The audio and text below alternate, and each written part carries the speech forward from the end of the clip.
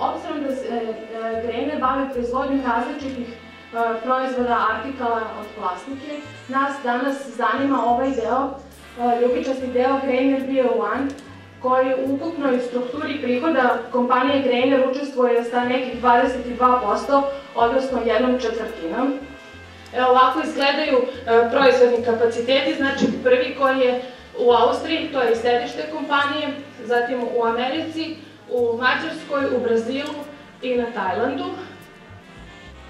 I evo, ovo je neki prikaz prisutnosti evakuet sistema uopšte u svetu, jer se evakuet definitivno po svom kvalitetu izdvojio po dobro organizovanoj proizvodnji, po dobroj distributivnoj mreži.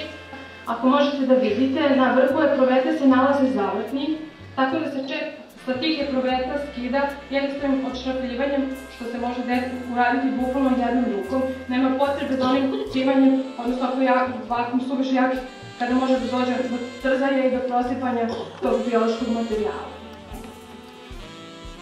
Sledeće epruvete su epruvete za krvnu sliku, koje u sebi mogu imati K2 ili K3 kao EDTA, kao antikoagulans. Određivanje veći je i rezultat sedimentacije. Preporučena referentna temperatura za određivanje sedimentacije je 18 stepeni. Sa aktivatorom koagulacije i separacijnim gelom, zatim epruvete sa natrijom fluoridom za određivanje glukoze iz prsta, epruvete sa EDTA kao antikoagulansom za određivanje parametara krvne slike i epruvete sa citratom za određivanje koagulacionog statusa.